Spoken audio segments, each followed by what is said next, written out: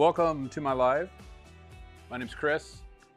This is me and my McLean, and last week I had a few problems because my camera died, and I realized that I'm not supposed to run off of my battery on this camera. I have to actually plug in a battery. So that's why my camera died. I thought I had fixed the choppy issue, but I'm seeing that it looks like it's choppy again. I had changed some bit rates and did some things. I'm not sure why on this channel it does that. I thought I had fixed it, but I guess maybe I didn't. Let me stop something real quick. I don't know, maybe this will help. I don't know. I've been trying to do a dual stream with live shorts, and I haven't been having any luck with it. So I think that might be my problem here. I thought I had it set, but I don't. Anyways, I'm just gonna do a brief recap of what we did last week, and I'm gonna start in and I'm just gonna finish the video. The reason why I'm doing the video today is because I wanted to finish the conversation I was having from last week, where I just right in the middle, my camera died and I just had to end the stream. Anyways, like I said, my name's Chris. I do these lives on lawn care because no other reason than I think it's fun. I enjoy doing it. I've always liked doing video. I've been doing video since early 2000 on the internet. That was back in the time when there was no YouTube, no anything, and it was really difficult. I did it for my off-roading club, and that was when I got into it. Now, don't get me wrong, I really suck at editing. I really like doing it, but I'm really terrible at it. I try my best to do things, but you know what my reality is I don't have time to edit videos anymore like I used to. I try to, but I really only have one day a week, Sunday. That is my only day that I don't really do anything. And that's why I do the lives on Sunday. I'm getting ready to mow my lawn, so I'm really excited about doing that because if you remember last week, it was snowing and we had snow on the ground. It was really wet. So I'm looking forward to doing that. My background is I'm not a professional. I'm not a lawn care guy at all. I just like having a nice yard. And I have Kentucky Bluegrass and a bent grass putting green. I mow at 8 millimeters on Kentucky Bluegrass and 2 millimeters on my putting green. And when I started doing all this, I started watching all these YouTube channels, you know, and I realized that what these guys were telling me to do was just wrong. And I'm going to explain why. I explain why in a lot of videos, but I'm going to go back over and revisit a couple of these things because I want to clear up a few things. Because, you know, I talked about soil testing, and with soil testing, I'm going to just jump right down to that slide here because I want to get into that first, because I didn't want to mislead you guys into believing that you don't need to do a soil test. You know, there are lots of areas of the country where you probably need to do a soil test because you have a sandy soil. And that was one of the things I was trying to talk about and explain with the CEC number, and why it's a good idea if you don't know anything about your soil to get a mehlich 3 soil test to get your CEC number and your pH number. And it's not that you're going to do anything about it, it's just knowledge. Because with those two numbers right there, you're going to be able to launch into how to get your lawn looking really good. You're not going to need to add a bunch of fertilizer. Now, if you have a low CEC, and I also kind of did some research because I wasn't quite sure what a low CEC was. You know, low CEC is like a 1, 2, a 5, or a 6. That's a really sandy soil. Sandy soils, they just don't retain nutrients very well. And that's why you want to know this number, because if you have a really low CEC number, you probably are going to want to do a soil test periodically. And I'm not meaning every year, twice a year. I'm meaning if your grass is looking good and it's growing good and everything like that, and you know what your CEC was when you started, you know what your pH was when you started, you can launch off from that and go forward. And knowing is just knowledge. Because if you start seeing some problems in your lawn, you know, with some deficiencies in nutrients, you know, you might have that because a low CEC number, your soil just doesn't have the ability to retain nutrients, hold on to it. Unlike a high CEC, which is going to be, I've already forgot, It's like 15 and above. The sweet spot is around 8 to 16. And on my soil test right here, you're gonna see my CEC is 11.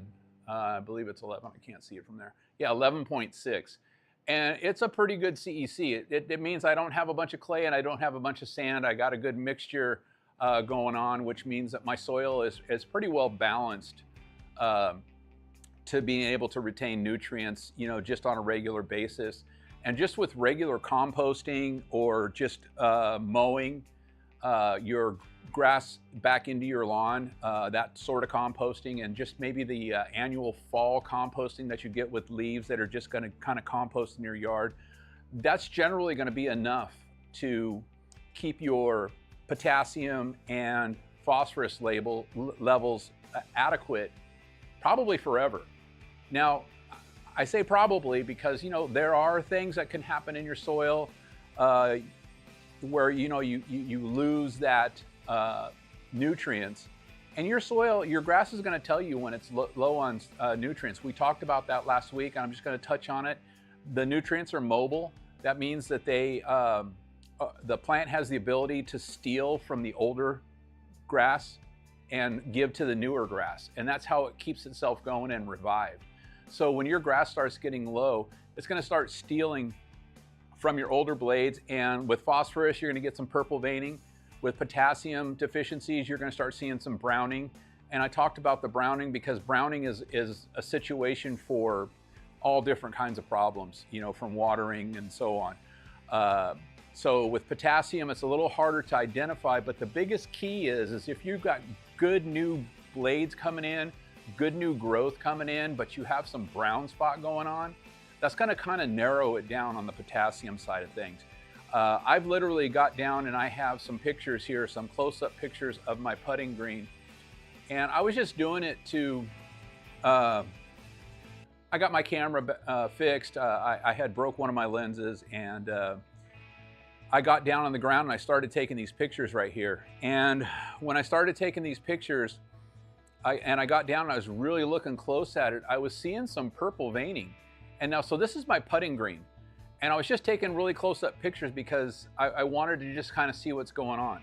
I have never done anything to my putting green. I don't even compost it, but I do, when I reel mow, I don't bag my grass clippings. So they go right back into the soil. And that's why on some of these close-ups you're gonna see, as it goes through, you're gonna see a bunch of, you know, just, I guess you would call it rotting or just decaying, you know, grass blades in there. They're brown and they get kind of ugly.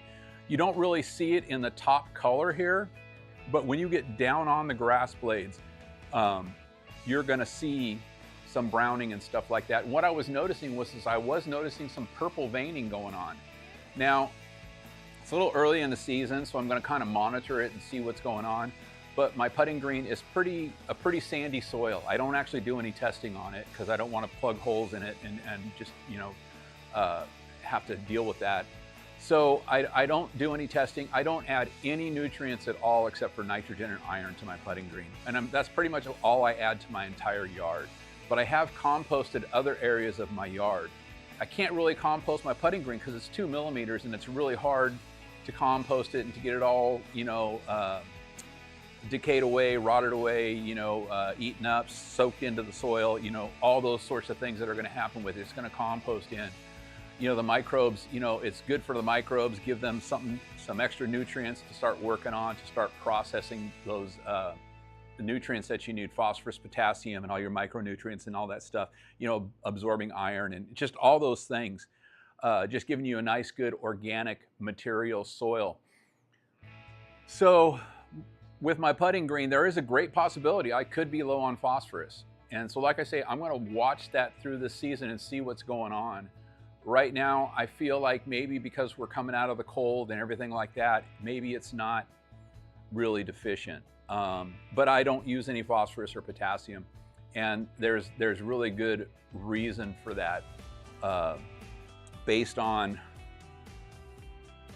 my mowing and just my soil, my CEC number and all that kind of stuff. Let's get back to the testing. So we'll just finish that off real quick. The other thing about soil test is your, I got something in the way here, your pH. So right here. So this is an older soil test. This is from 2 years ago. I haven't done a new one on my front yard in a while. So this was when I was first starting to test for my pH and starting to work on building it up. It's a 5.8 right here. Right now it's around a 6.4. And that was what I was talking about. The reason why you want to know about this number, I'm in Western Washington and I have moss problems. And that's my only real reason I care about pH. That and basically iron uptake. Iron uptake has a lot to do with pH, and that's another reason why you probably want to know what your pH is. And then on top of that, nitrogen use. You know, you got to apply nitrogen to your lawn.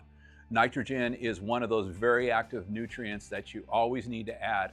I add mine once a month, and I add about a quarter of a pound every month. About 10 months out of the year, and I do it when the grass is actively growing. And how I know that is I mow my lawn every weekend, whether it needs it or not. And if I'm mowing it and I'm not really cutting any blades, I know it's not actively growing. I know the microbes are probably not moving around that much, probably because it's cold. And when the microbes, get cold, they're less active. Your grass is not actively growing. So you're not using that nutrient. So if I put nitrogen on when the grass isn't growing, it's not going to do anything. It's just going to kind of sit in the soil and it's going to leach away. It's going to evaporate. It's going to oxidize. Because nitrogen is just one of those sort of nutrients that is always changing forms into nitrate and all that kind of stuff. So the reason why I mentioned the pH is selecting your nitrogen source is really important. I use 4600 urea because I'm trying to maintain my soil in the 6s to help me from moss. The lower your pH, the higher risk you have of getting moss and having moss. So when I had my moss problems and I realized my pH actually used to be about a 5.4 when I first started doing the test, and it probably might have been lower than that. I don't even know. But once I learned about moss and taking care of moss and getting rid of moss, because I had that problem in my yard for like 16 years, I was really frustrated when I did my new lawn with my Kentucky Bluegrass and putting green. I didn't want to have moss problems. So I use 4600 urea because urea will raise the pH in your soil. And because it raises the pH, and it's not gonna like raise it overnight, a half a point or a point, it's gonna slowly raise it. It's not like, you're putting, an application of urea on and all of a sudden you're gonna go from a 5.8 to a 6.5, not gonna happen. It's gonna take time. And it's just one of those things, it's not gonna lower your pH, but it's gonna help raise it. And urea has helped me raise my pH in the last year. From a 5.8, 5.9 to about a 6.4 because I do add a lot of nitrogen. When my grass is growing, I put it on. Urea, this is a fast release, so it's not polymer coated or anything like that, so it's not a slow release. And that's why I can add it once a month. It's basically getting used up. So that's what's helping raise my pH, and I'm really happy that my pH is at a 6.5, 6.4. And I've showed, and I have on my page, how to do your own pH testing at home, because realistically, that's the only test you need to do if you're trying to monitor a pH situation. You could do it for about $30, get your own probe. And I've discussed this before, do 50-50 water, deionized water to soil, 20 grams of each. Let it sit in a cup for about 30 minutes and then measure it with your pH probe. And that's going to give you a pretty accurate number of what your pH is sitting at. And the reason why you need to let it sit for 30 minutes with your probe in it, because it needs to, when you put your probe in, you need to let it sit a couple of minutes because it needs to temper to the temperature of the actual soil. So if your probe, say at 70 degrees room temperature, and you put it in your soil, and your water and your soil temperature is about 55 or 56 or whatever it's going to be, it's going to take time for that pH to stabilize out and show you the actual number. So if you have a higher pH and like a 9 and above, you're definitely going to want to work on trying to get that pH down a little bit. But with the higher pHs, you're going to run into the issue of your iron not being absorbed properly, because iron is a really finicky nutrient. And to get it to work properly and not oxidize out and be gone within an hour or two, you need to know your pH, because if you're adding a granular iron product, it's not going to work for you if you have a high pH. It's really literally going to oxidize out, maybe within a few hours, maybe within a day, depending upon what your pH of your soil is at. Now, when you have sulfur in your iron, or you're adding sulfur at the same time you're adding iron, you know, a lot of iron products come with sulfur in it, and the reason why they come with sulfur in it, because sulfur is going to help reduce the pH at the root tips and help the roots be able to absorb the iron that's applied, that's available, that's soluble in the soil. It's going to work with the microbes and all that to getting that into your plant and getting your plant to uptake it.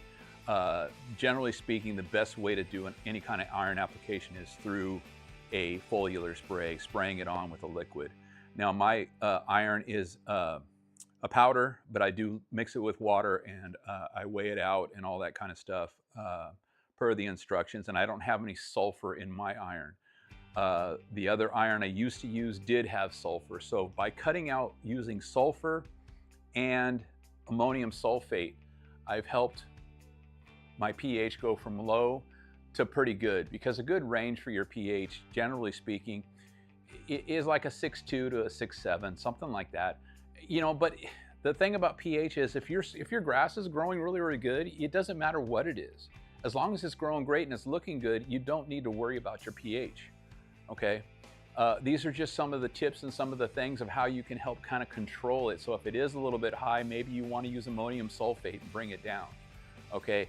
You know, you could use calciums and all these other sorts of things to lower your pH, or lime and all that stuff to raise your pH if you really feel you have to, or it's really low.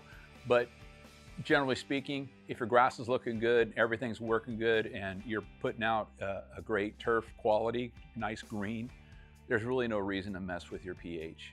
It's just a good thing to know.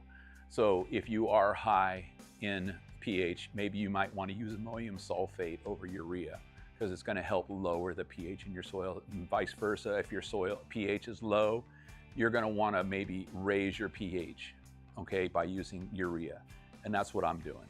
So I wanted to clear that up. If you have a low CEC, or you're in an area where the soil is just sandy, you know, you're probably generally not going to have any issues, especially if you're composting and you're mowing your grass blades back into your grass when you mow. Excuse me.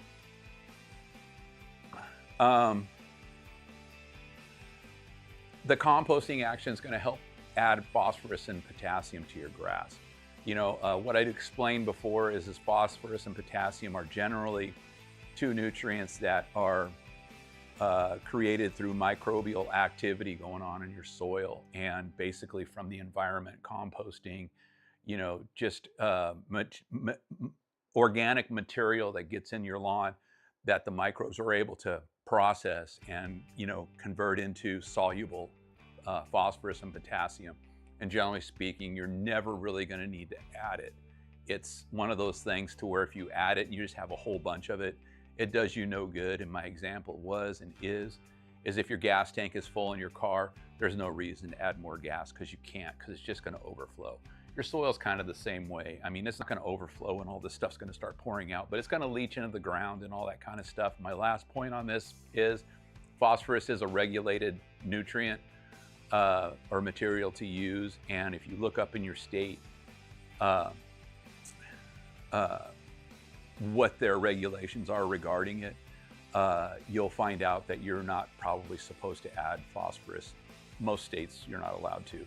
You know, there are some exceptions sometimes, like when you're reseeding and you're doing a seeding project, you know, putting in a new lawn, all those sorts of things. But if you're brand new to your soil, you probably need to do a soil test, do a mehlich 3, go to your extension office, your local county, state, going to be done through the university. And the extension office is going to give you just a wide variety of information about your area and growing grass.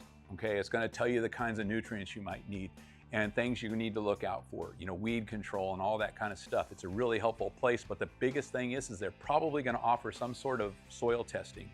Probably free, maybe not, maybe 15 bucks or something like that, but you probably get access to it once a year. You can do a soil sample, you can send it in. If you're just a hardcore guy and you feel like you have to know what your soil test is or soil numbers are, you know, you can do that. You know, you can do it if you want with anything. But I would just stay away from the My Soil test, because the My Soil test is basically a test that very inaccurate. There's no actual data to show that there's any accuracy to it. And a My Soil test, it goes with Yard Mastery, you know, all these other kinds of places that are using the, and I know there's a bunch of places that offer them on their channels and their sites and all that stuff. Anything that uses the liquid with the resin bag in it. If you're sending a soil sample in to be tested and you put the soil in a liquid and it's got a little pouch in it, that's a bad test, because they're going to tell you a nitrogen number and there's no even measurable way to measure nitrogen that's actually proven, because like I was saying before, nitrogen is just one of those nutrients. It's very active, it changes, it moves, it evaporates, volatilizes, oxidizes, you know, just all these sorts of things, you know, changes from urea nitrogen into nitrates and, you know, ammonium sulfate into nitrate and all that kind of stuff. So there's just a lot of things that goes on with nitrogen. There is, and that's why you'll see on my mehlich 3 test here, look, there's no nitrogen test. It's phosphorus and potassium, because they can't measure nitrogen. What this company does, soilkit.com, what they do is they actually just provide you with a nitrogen assessment.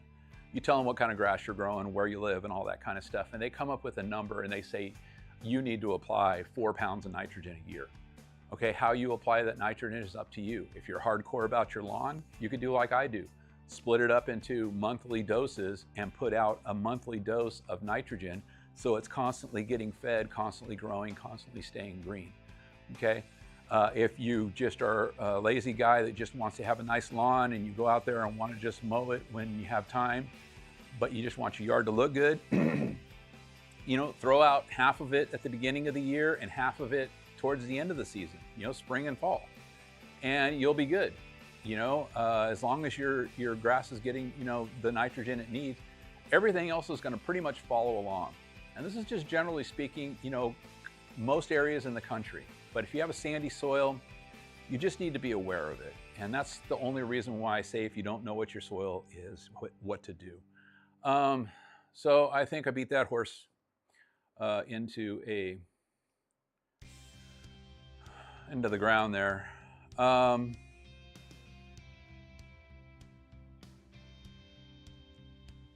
just trying to think of what some of the other topics I was trying to think of talking about. You know, because it is spring and everybody is, you know, getting out in the yard and wanting to get aggressive with doing things. You know, if you're planning on doing a yard renovation, we'll just talk about some weed control real quick. You know, when you put seed down, you can't put down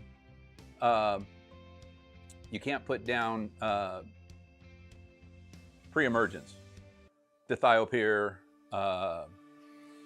prodiamine, those sorts of things, because it's going to stop your seeds from growing. So I went over this last week as well, and I just wanted to talk about, just really quick, you know, the Bio Advanced 5-in-1, it's a great weed preventer, and the Weed Stop from Spectracide. Those are the ones I like to use when I'm using them, but I don't do it because I don't over fertilize my lawn.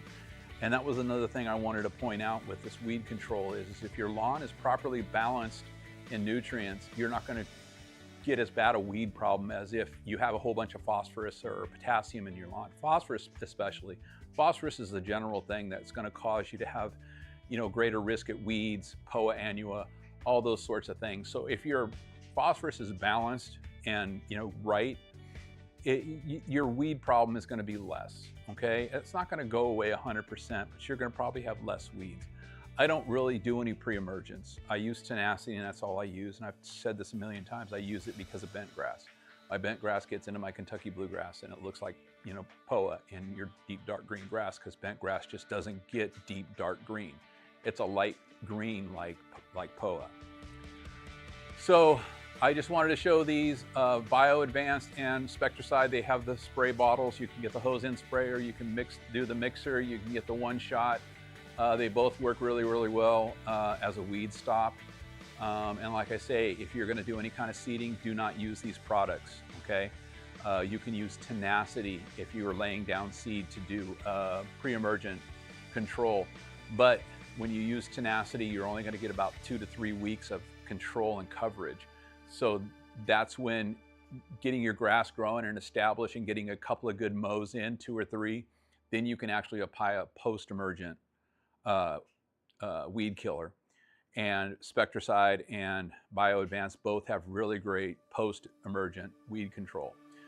Now, if you're not doing any seeding and you want to use a pre-emergent, I recommend using dithiopyr at the spring because if you're late getting it down, it's still going to help you because crabgrass generally doesn't start till the temperatures get warmer. You know, most weeds start at 55 degrees. Crabgrass is a little bit longer. It's like 58 to 64 degrees in that range. And you know, there's no switch. It's not when it hits 58, they're gonna start growing. It's one of those things, they're gonna germinate when they germinate. But if you're late on your pre-emergent, but you're before the crabgrass, or even maybe some crabgrasses come in, dithiopyr is gonna give you some pre and post-emergent capabilities on crabgrass. That's why I recommend using dithiopyr in spring. Going to get you a head start on crabgrass. I generally recommend using pre-emergence if that's your program, you know, more than twice a year. I say start it in early winter. It's not going to hurt your grass to have some prodiamine down to help with POA control. That's the biggest thing. I got hit with POA in my backyard in February. I didn't get any all fall and winter until about late February. And then I got an attack and it just started springing up everywhere. And it was just like overnight, you know, within a week, it was just kind of crazy. So I went out and I went after it. I attacked it. I pulled it by hand and got it out of there.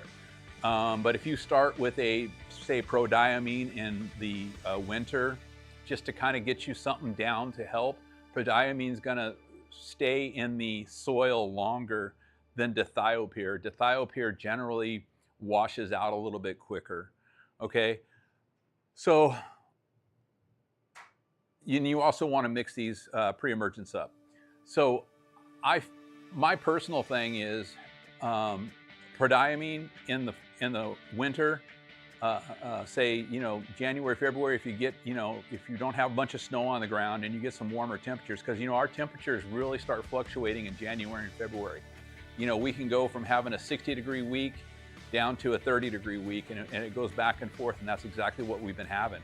And it gets really kind of crazy with weeds and stuff like that because, you know, some of the weeds, man, they just kind of get that sunshine and that seed just kind of, you know, gets a few days of getting a little bit of sun on it and getting that temperature and warming up, and it germinates and it starts growing. And that's what happens with the POA in the wintertime. So prodiamine is going to hold a little longer if you live in a rainy area like I do, Western Washington. It rains all the time. And then put your dithiopyr down, say in April or March, depending upon where you are. Maybe you're in a warmer area. And then maybe use a sulfentrazone. I got sulfentrazone down here. That is a great pre and post emergent, but it also helps with crabgrass. And this is something good to use just before June, if you're in an area where crabgrass starts growing in June. And it's kind of been a couple of months since you put some of the dithiopyr down in either the Bio Advanced or the Spectracide, and you need to get something in there. Sulfentrazone and Spectracide, their liquid contains sulfentrazone. So Spectracide is going to be good to use in the summer before crabgrass starts coming in and give you that crabgrass control. Okay, and then coming back into fall, maybe go back to a prodiamine, something like that for the fall. because that's going to get in there and that's going to help you, you know, say from September to December. And then in December, January, you might want to get back on another application of prodiamine if you're in an area where your temperatures can kind of get warmer. Or you just get POA every February. It comes in. I mean, that happens here a lot. POA grows all year round out here because of our temperatures. They're just not hot enough to burn it out. So I would do that, another prodiamine application in January, and then follow it up in March with a dithiopyr, and then a sulfentrazone in June, and then a prodiamine in September. And that should get you coverage through. And this is just a great way to control POA, okay? Because POA is just, it's always gonna happen. It's naturally occurring. Just gonna say one last time, you can't overseed or plant any seed if you're using dithiopyr or prodiamine in any of your products. So you need to read the labels, you need to understand that, because that's one of the most important things for getting your grass growing. So I'm going to talk about watering, but before I get onto that, to the big detail on watering, you know, I had the study up and then I never linked it on this here, but there's a study out on watering and the whole deep and infrequent compared to frequent and, you know, not deep watering. And, you know, the reality is, it really depends on your grass type, okay? If you have tall fescue, sure, deep and infrequent is going to be great because tall fescue has these long roots that develop down here. I don't know if you can see this right here, but this is tall fescue right here. And look at how deep their roots go. And then this is a Kentucky Bluegrass right here. Kentucky Bluegrass is very shallow. So if you're doing deep and infrequent and you have Kentucky Bluegrass, you're going to get some die. You're going to get some kill off, especially in the hot summer days. So Kentucky Bluegrass is a infrequent or a frequent and light waterings is what it needs because it just doesn't have the deep roots like tall fescue. And I believe the Perennial Ryegrass is not quite like the Kentucky Bluegrass, but it's also not like the tall fescue. But what the study showed was that about 80% of the results showed that frequent, less waterings produced a better turf quality than deep and infrequent. And the only time deep and infrequent actually kind of helped or worked was with tall fescue, and it's just because of the root system, they're so deep. And the tall fescue roots can go really, really deep. And, you know, this also explains, you know, Kentucky Bluegrass, you know, it's got the rhizomes and it spreads, you know, across, you know, like a Bermuda almost. And so a lot more of the roots are on the surface level within the first couple of inches of your soil. So you're not going to get that deep coverage. I water my yard very lightly every day in the summertime, sometimes twice a day. I'll mow it, you know, first thing in the morning, and then I might have them come on at 11 and, you know, give them another light, you know, watering, and then it will kind of go through the day and it will maintain very well. And I actually use less water doing that. I don't just drown my soil in water, you know, trying to get it to drain down and feed the roots at the bottom.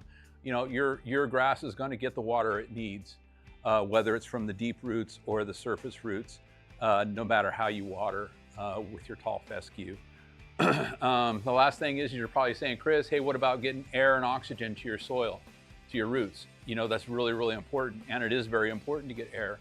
And that's why I say, you know, less water, more frequent kind of helps, because what's going to happen is you're going to get the water on the roots. The grass is going to be able to absorb it in the morning when it's cool and all that sort of stuff and get it in there. And then as the day gets warmer, the dew and the water on the leaf blades is going to evaporate.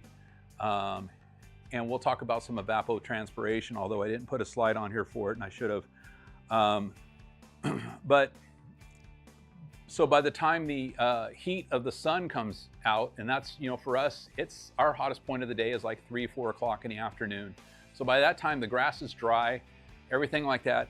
The soil is maybe a little moist, but if you don't have a really compacted soil, the air is still going to be able to get down in there to your roots. I In my area, I don't have a problem, but you know, if you have a problem, you know, monitor your watering. Maybe your watering might be part of your problem as to why you're having some issues with your grass not surviving through the summer. You know, try an infrequent, a frequent waterings, you know, less time. I mean, seriously, I put my sprinklers on for maybe 3 minutes a cycle, you know, a section in the mornings, and then maybe 2 minutes in the afternoon. That's a total of 5 minutes all day. And I had calculated out how much water I was using per minute because I know how many gallons per minute I kind of run. So it actually comes out less, because if you're doing deep and infrequent, you know, you're watering for say 25, maybe 30 minutes to get it nice and wet, to get enough, you know, water down in there, to get down there to the roots and really soak in. And I'm generally using, you know, only 15 minutes worth of water through the whole week, maybe 20. So, you know, it can provide you a lesser watering. I don't know what your cycle is where you are, but it's just one of those things to think about. There is no real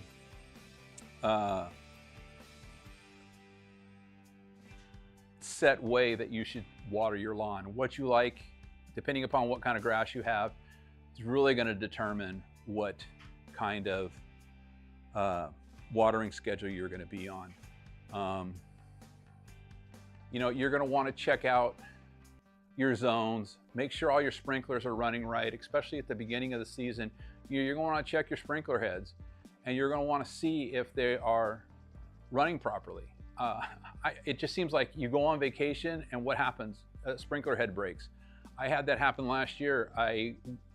We went on a trip for about 4 or 5 days or whatever. We were out of the house, and you know, I have my sprinklers on a timer, and I got back and I noticed an area of my yard was turning brown, and I was like, what's going on? And it wasn't that hot while I was gone. And I'm out there and I'm running my sprinklers, and I'm looking at it, and there's a sprinkler that's just not working.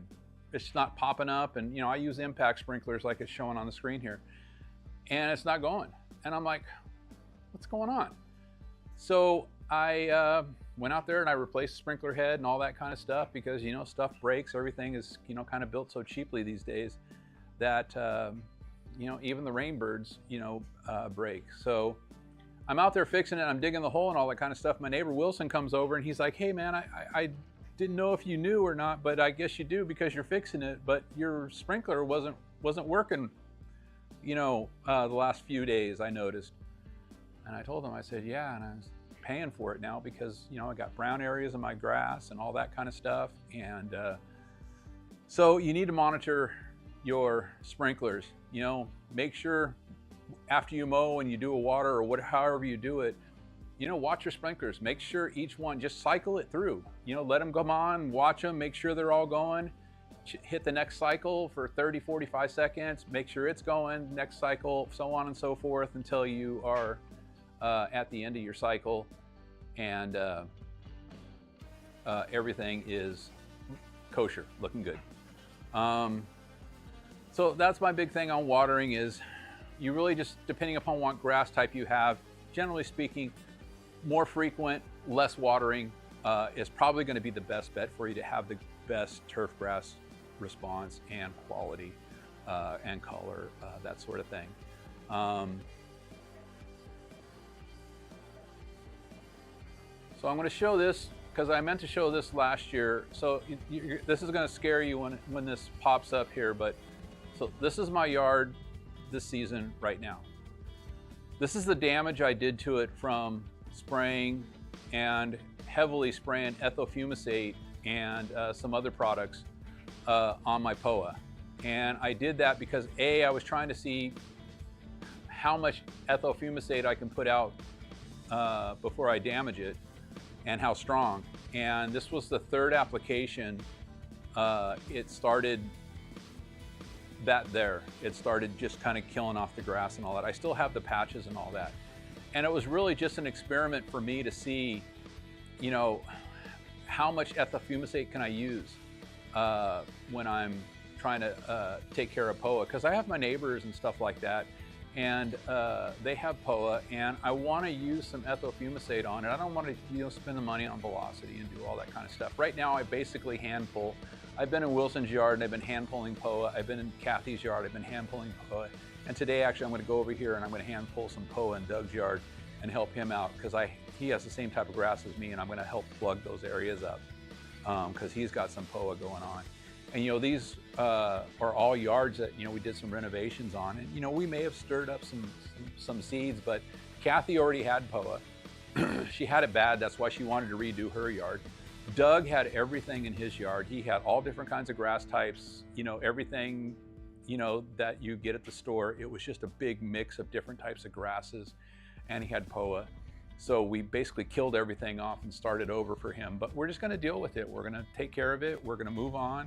We didn't do any pre-emergence this year, and we're gonna just kind of take care of it, you know, the old-fashioned way for now. We're gonna do a little bit more work because he has some drainage problems that we need to fix, and we have some more seeding we need to do in his yard in a couple of areas, so we didn't do any pre-emergent on his yard.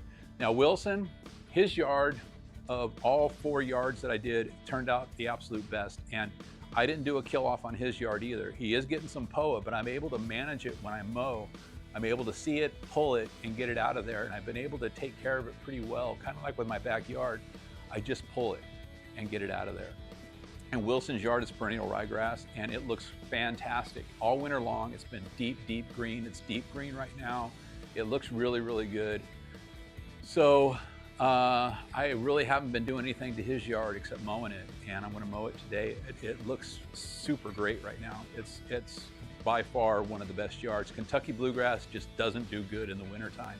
It starts, I'm gonna say receding, but it basically just starts thinning out in the wintertime because, you know, Kentucky Bluegrass has to have sun.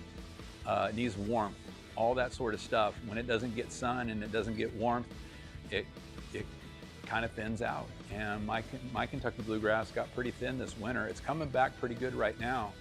But now I'm working on these areas that I sprayed really heavily with ethyl fumicate. When I mean heavy, I mean I sprayed them pretty good. The first application was basically the instructions application rate. And then the second application, I came back a week later and I did it a little bit heavier and a little bit harder. And I applied it. And I waited 2 weeks after that. Everything was doing pretty well. And then I came back with a third application.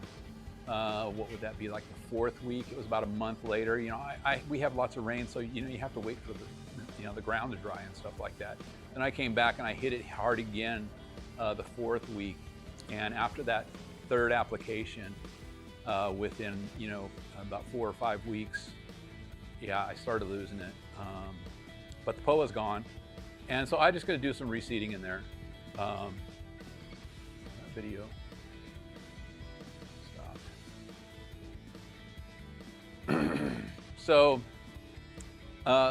just show you again real quick, just kind of, you know, how the yards look. It actually is kind of coming back already a little bit. It's kind of growing in. My backyard's kind of the same way. It's kind of starting to thicken back up a little bit. That's the good thing about the Kentucky Bluegrass. It does have an ability to repair itself. So,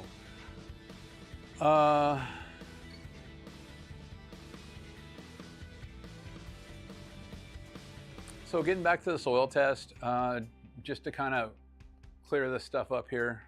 I've got my can here and all that kind of stuff. Sorry about that, I'll put it over here.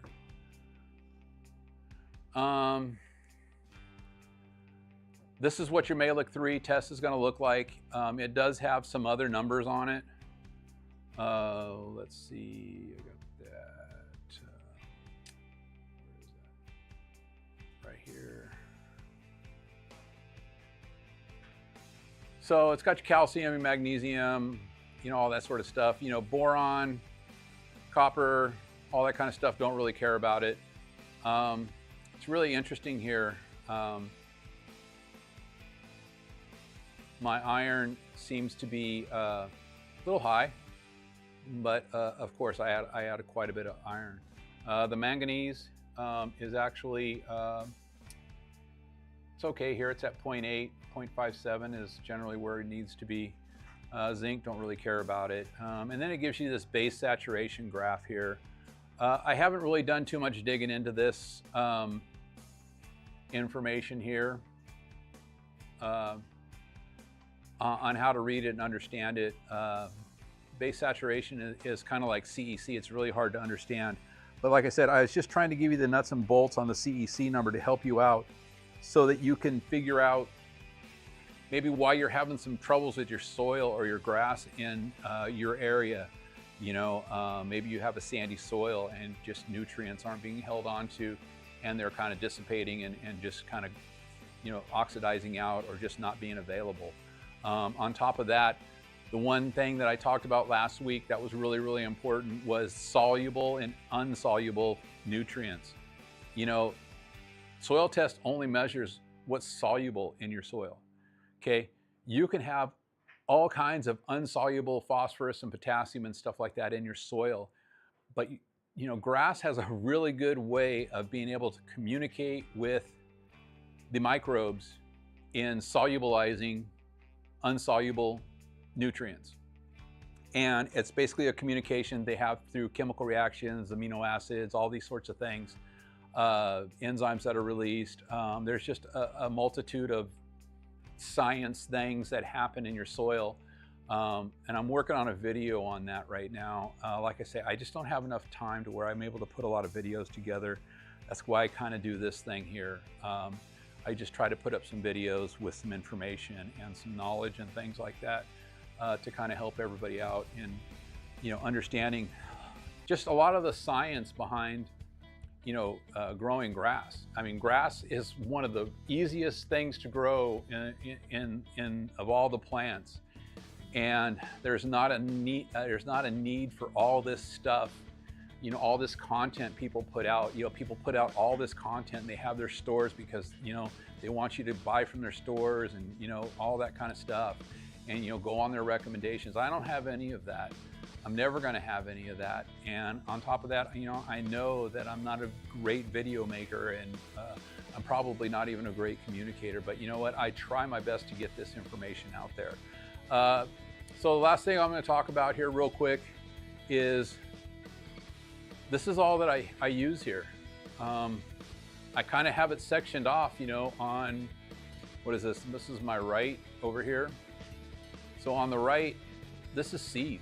This is creeping red fescue. It's my shade grass. I just got 10 pounds of it, and it's got the tag on here. And the seed company I get my grass from is Arrow Seeds.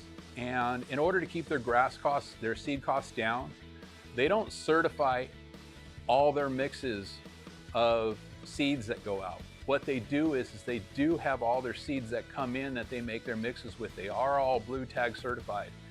And in order to save them money, they don't have them re-certified as they go back out in the different mixes. This creeping red fescue, it actually has fescue, bluegrass, and rye in it, but it's predominantly creeping red fescue, and it's a shade mix, and it's one of the things I use. And then this bag right here of this yellow seed, and I'm not really happy with that seed. That's my bent grass seed. I specifically try to buy my seed so it's not coated, and I believe this is coated. And you know, bent grass is so small that it's hard to tell, but this does not look like my last two batches of Pencross bent grass seed that I buy and use. I got it from the same company, and I thought I bought the exact same type, but it came and it has a coating on it, and I'm not really happy about that. But this is my fresh bag for this year because I have a new project that I'm doing. I've just decided I'm going to put some creeping bent grass in my side yard over here. I want to see how that goes. It's really just a project to do to see if it's going to work, because I just love bent grass. It's great grass. I'm going to see how well it does over here. It doesn't get a lot of sun over here, so I'm going to see how well it does in the shade. I'm not going to mow it like I mow my putting green at 2 millimeters, but I'm going to mow it probably at 8 millimeters like I do the rest of my grass. And I'm just gonna put it on my side yard over here. I've already started cleaning it out. I got a lot of rocks and stuff over there, so I really need to get that area cleaned up, but it's been raining so much I haven't been able to do it. And then my other bag of seed down here is my Kentucky Bluegrass seed. So these are 3 products right here. It's just grass seed that I use. These are the only other products that I use, and I'm using the 24-hour grub killer, and I'm using the Savin insect killer because it had that active ingredient that's supposed to be really good. I forget what it is.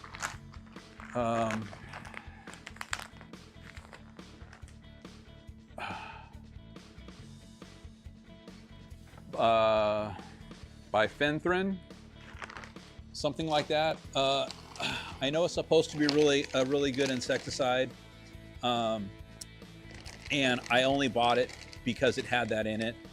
I generally don't really use insecticides in my lawn except for the grub killer. I'm using the grub killer because the birds, the crows, are really just kind of going on my lawn right now. And when I was doing some edging along my retaining wall and kind of straightening the edge or sharpening the edge of where the grass was, when I was pulling the pieces out that I was cutting off, I saw some grubs down there. And I couldn't believe I saw grubs down there because I had actually already put grub control down. But there was. So I guess the crows are after grubs right now, but at least I don't have skunks or possums or raccoons coming in and digging my yard up and getting those grubs out. But I put a lot of tea seed meal down. That's one bag I didn't get out. So this is, you know, what everybody uses right here for worm control, or at least what a lot of us use, especially in Western Washington.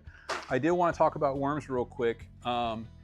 This is Planet Turf tea seed meal. I actually get it on Amazon because it's free shipping and it's cheaper to get a 50-pound bag there. Actually getting it from Planet Turf out of Spokane, which is in Washington, it's actually more expensive for me to get that 50-pound bag shipped to me than it is for me to have it done on Amazon. I believe this cost me $120, something like that, to get a 50-pound bag shipped to me. I use this a lot. And right now, the March full moon is called the worm moon. It's called the worm moon because it's when the worms come out of the ground. March is one of the biggest times of years for worm activity and castings and all that sort of stuff. Kind of starts the year off. You know, out here, we get worms coming out all the time because, like I said, it just doesn't get cold enough for them to really dig down and stay in the ground and that sort of stuff. But because I'm a low mow and worm castings are just a killer on the mower and the look of the lawn, I use a lot of tea seed meal to control the worms. And then I also have a dew whip, which is basically a big long pole with the fiberglass end on it that's about, 10 foot long or something like that. And I basically use it and I whip it on the ground back and forth like this to knock down the worm castings before I mow. And it's a great way to get the worm castings back in your yard. Now, this is basically, if you're a low mow guy and you have a worm problem and a worm casting problem, this is a great way to help reduce the worm population in your yard and not get those castings. And I know everybody freaks out about killing worms and all that kind of stuff, but you know, there's some sacrifices you have to make if you want to have a nice lawn, especially a low cut lawn, and worms are one of them. I've been, you know, going after worms in my yard for like 3 years now. And that, like POA, just a never-ending battle. You are never going to get rid of all the worms. They're going to come over from your neighbor's yard. They're going to come in from your planters, your beds and all that kind of stuff.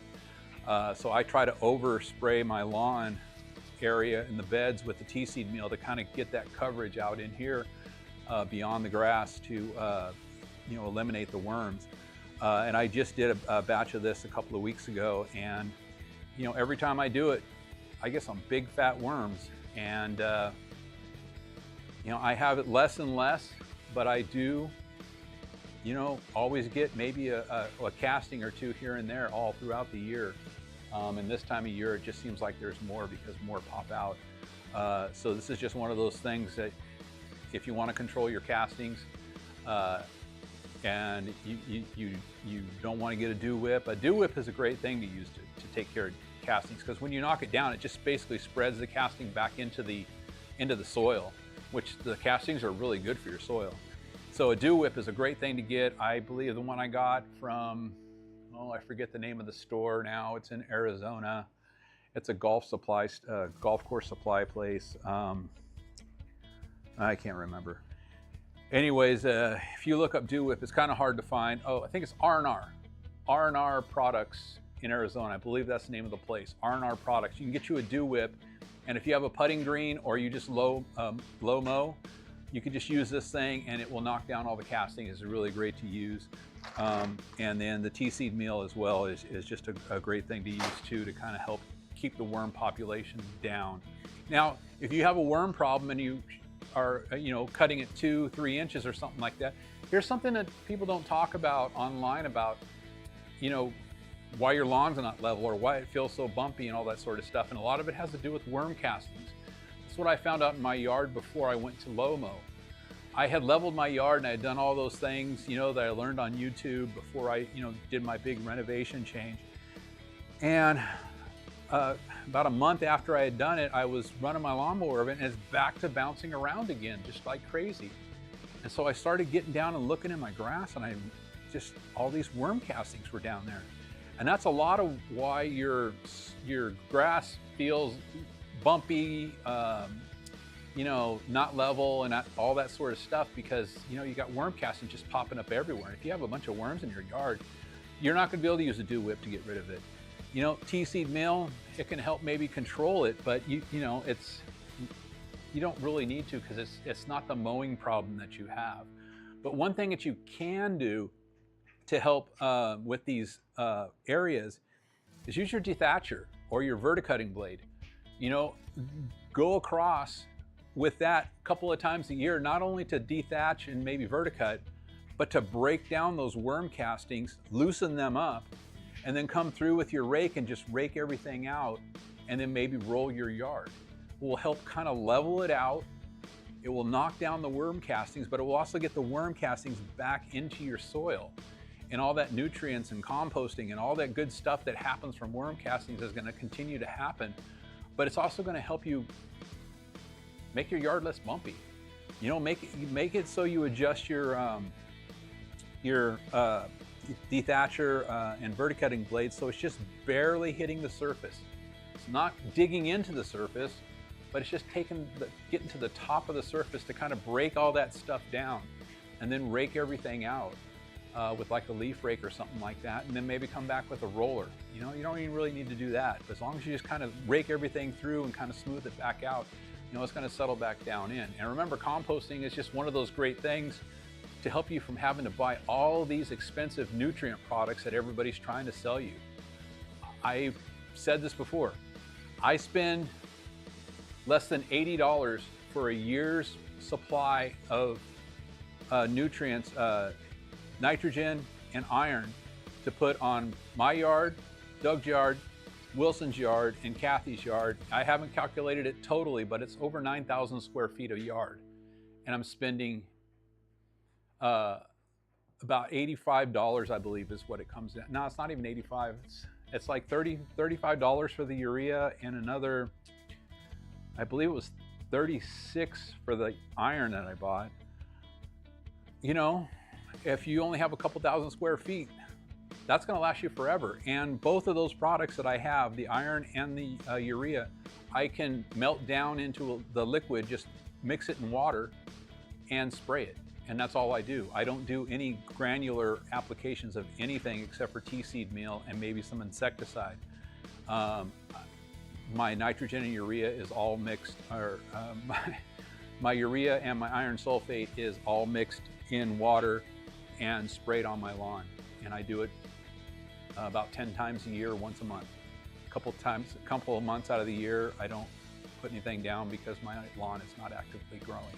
And I monitor my lawn if it's actively mowing by mowing it, or if it's actively growing by mowing it at at 8 millimeters. I just mow my lawn a lot of times just to mow it. In fact, I'm going to get off here right now because I want to get out and mow some lawns.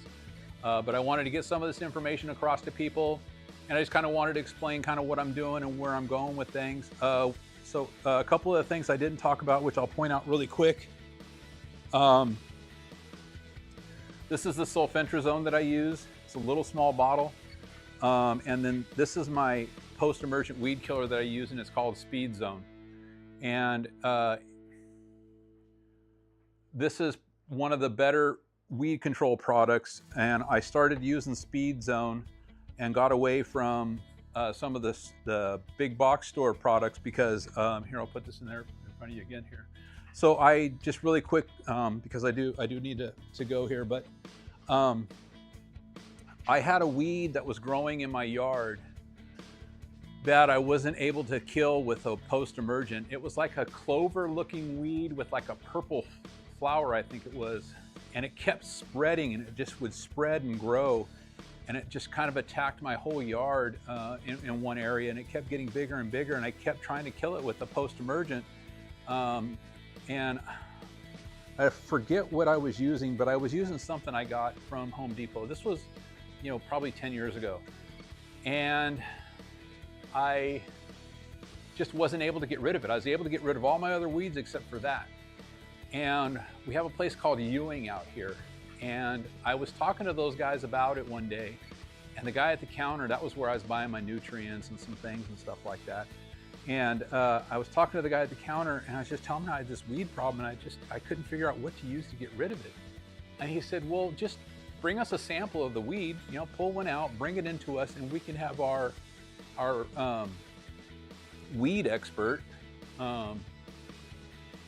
take a look at it and determine what it is and what the best product is to use to get rid of it. They introduced me to Speed Zone right there, and I've been using it ever since. It's the only weed control product I use for post-emergent, Speed Zone, because it killed that extra weed that I had, and in case it ever comes back, that will take care of it. So that's how I got introduced to Speed Zone.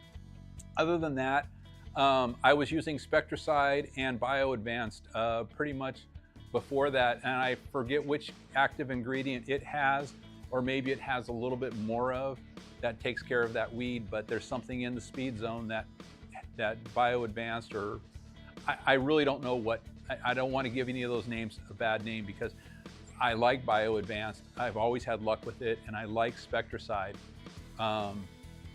The only thing about Spectracide and using it as a post-emergent for me is if I get it near my putting green, although it says it's okay to use on bent grass, it causes a little bit of damage to my bent grass, and I just don't want to deal with that. So when I do post-emergent, I use Speed Zone, but I also do use Bio Advanced post-emergent.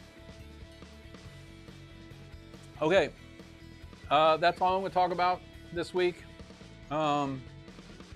You know, I appreciate, you know, people for watching and that sort of stuff, and I really only try to put this information out to hope that the one new person to yard care or getting his lawn or something like that comes across one of my videos and he starts learning some science, or she or they start learning science about growing grass, and they don't believe all these content providers who are just trying to pump out content and just trying to add more information and put more info out there that it just really isn't needed, products that you don't need to use. You know, like I say, if you're using more than one type of fertilizer on your yard, you're probably using too much. If you're doing soil amendments, if you're adding amino acids, if you're adding biochars and all these sorts of things, while they may provide a good turf, you could probably do it for a lot cheaper and a lot less just using some of the right products in nitrogen and iron and getting the same results, if not better, than with using these sorts of things. You know, you don't need to feed your microbes, you don't need to do any of that sort of stuff. Just the natural reactions within the environment, composting and all those sorts of things gives your microbes plenty to do and plenty of activity. So anyways, thanks for watching. I hope some of this information helped you out, and I'll try to fix some of my technical issues next week and do another video for you guys. Have a great one.